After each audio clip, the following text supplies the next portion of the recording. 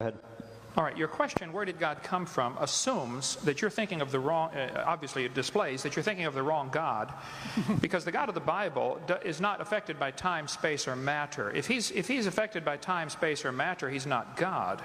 Time, space, and matter is what we call a continuum. All of them have to come into existence at the same instant, because if there were matter but no space, where would you put it? If there were matter and space but no time, when would you put it? You cannot have time, space, or matter independently. They have to come into existence simultaneously. The Bible answers that in 10 words. In the beginning, there's time. God created the heaven, there's space, and the earth, there's matter.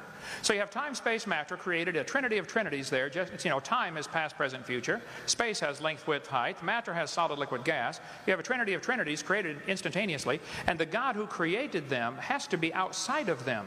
If he's limited by time, he's not God.